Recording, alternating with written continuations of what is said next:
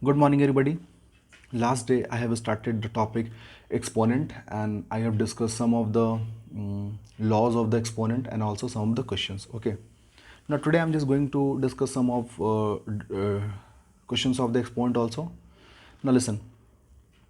In this question it is given 9 to the power n into 3 to the power 2 into 3 to the power n minus 27 to the power n whole divided by 3 to the power 3m into 2 to the power 3 is equal to 1/27। तो ये चीज़ already मेरे को दी हुई है, ठीक है।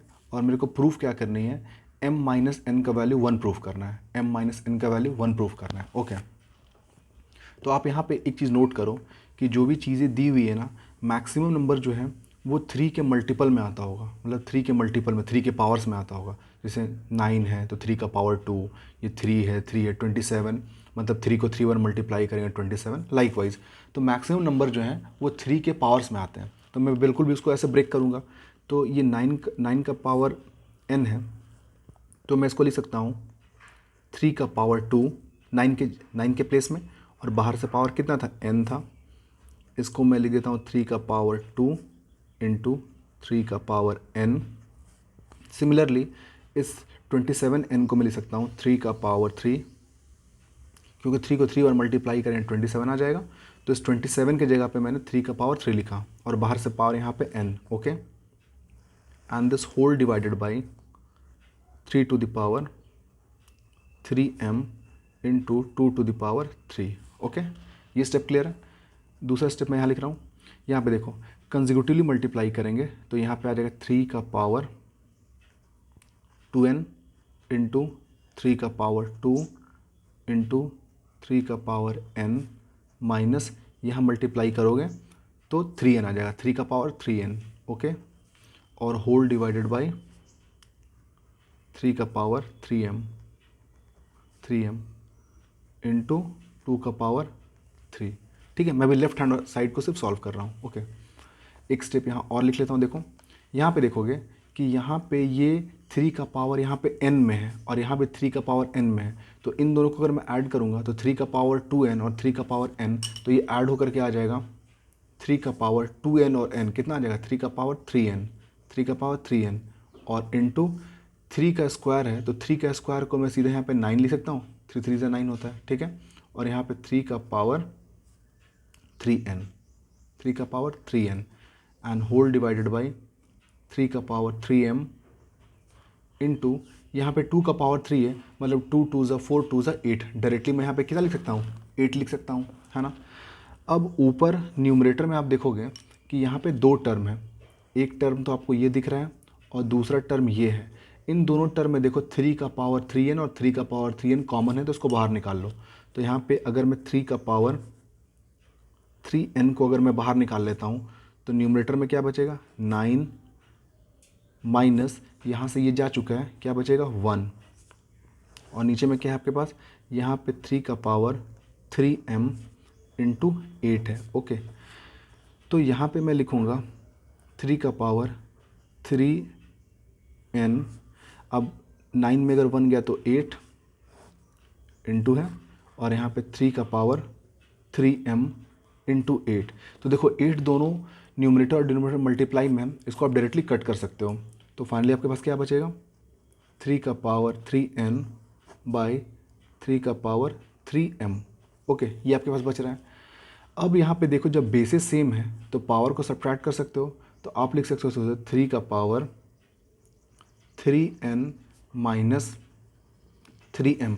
यहाँ तक तो किसी को डाउट नहीं होना चाहिए, लेफ्ट हैंड साइड को पूरा सॉल्व कर दिया है। नाउ अब मैं इक्वेट करने वाला हूँ उसके राइट हैंड साइड से। ओके, तो देखो इसको मैंने सॉल्व किया तो मैंने क्या लिखा, 3 का पावर 3n, 3 का पावर 3n माइनस 3 का पावर m। ठीक है, इधर क्या था 1/27 है, तो 1/27 है, तो ये 1/27 को मैं 3 का पावर मैं 3 लिख सकता हूँ ना, बिल्कुल लिख सकता हूँ, कोई प्रॉब्लम नहीं है।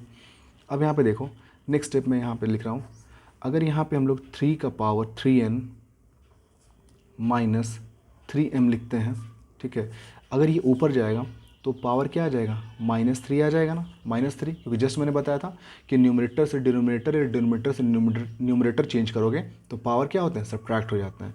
अब यहाँ देखो दोनों के बेसिस बिल्कुल सेम है 3, तो डेफिनेटली ये जो पावर्स हैं ये बिल्कुल भी आपस में इक्वल होंगे।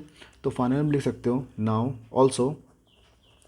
ऑल्सो ये 3n minus 3m is equal to -3 है ना।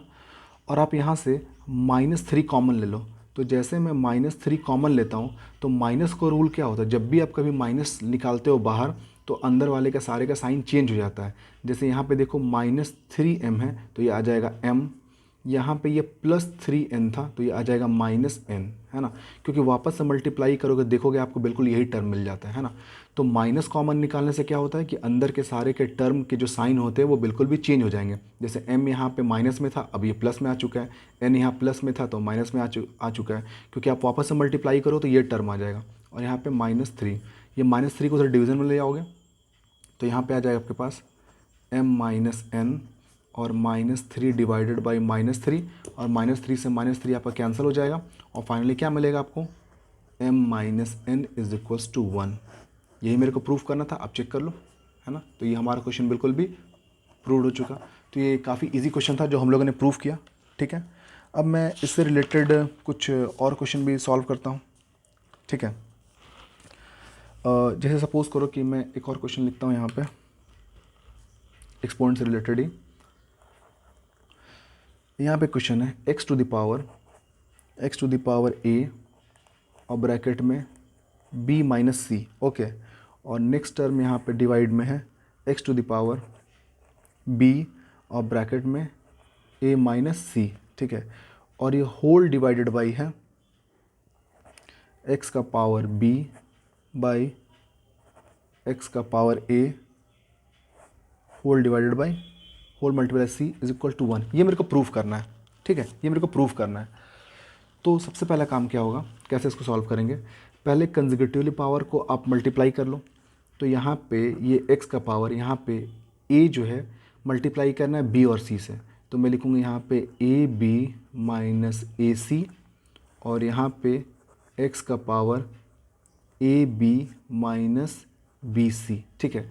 और ये जो डिवाइड है अगर मैं इसको मल्टीप्लाई में चेंज कर दूंगा, मल्टीप्लाई में, तो न्यूमरेटर डिनोमिनेटर इंटरचेंज कर जाएंगे। तो ये आप जस्ट इसको उल्टा लिखोगे तो ये आ जाएगा x का पावर a बाई x का पावर b, और ये कंप्लीट पावर c रह जाएगा। बस को ऊपर नीचे चेंज कर दिया मैंने, ठीक है। नेक्स्ट स्टेप देखो, जब यहाँ बेसिस सेम है, जब यहाँ पे आपको बेसिस सेम है तो पावर तो सब्ट्रैक्ट होता है ना। तो मैं यहाँ पे इसके लिए स्टेप लिखूँगा x का power A B minus A C, और माइनस, और ये पूरे ब्रैकेट में लिख रहा हूँ ताकि कभी कुछ प्रॉब्लम ना आए, minus B C, okay, into यहाँ भी देखो जब बेसिस सेम है तो पावर को सब्ट्रैक्ट कर सकते हैं। तो I can write here x to the power a minus B, और बाहर से पावर क्या था, c था, ओके। एक लाइन इसको और सॉल्व कर लेता हूँ, x टू द पावर ये A B minus A C minus A B और plus B C, okay, into यहाँ भी कंजर्वेटिव पावर मल्टीप्लाई कर लेते हैं। तो यहाँ पे आ जाएगा x का पावर ए C minus B C, okay.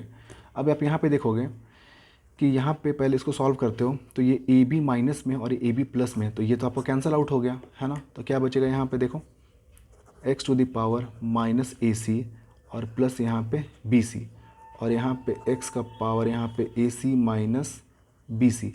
और फिर से आप देखो बेसिस यहाँ पे सेम है, तो बेसिस सेम है तो पावर को आप ऐड कर सकते हो।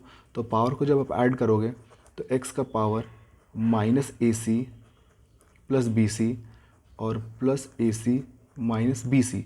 अब चेक करो कि यहाँ पे ए सी माइनस में है, ए सी प्लस में cancel, A B C plus में है और बी सी माइनस में कैंसिल। तो फाइनली आपको बचेगा यहाँ पे x का पावर 0, x का पावर 0 और anything to the power 0 that is equals to 1। तो ये भी हमारा बिल्कुल ही प्रूव हो चुका है, प्रूव, है ना। तो आप लॉज ऑफ एक्सपोनेंट को यूज़ करके जितने भी सारे क्वेश्चंस आपकी बुक में दी हुई है आप बिल्कुल उसको आराम से आप सॉल्व कर सकते हो। सिर्फ और सिर्फ आपको लॉज ऑफ एक्सपोनेंट को प्रॉपरली और अच्छे तरीके से यूज़ करना होगा, ठीक है। आई होप कि ये कंसेप्ट आपका क्लियर हो गया होगा। Thank you very much.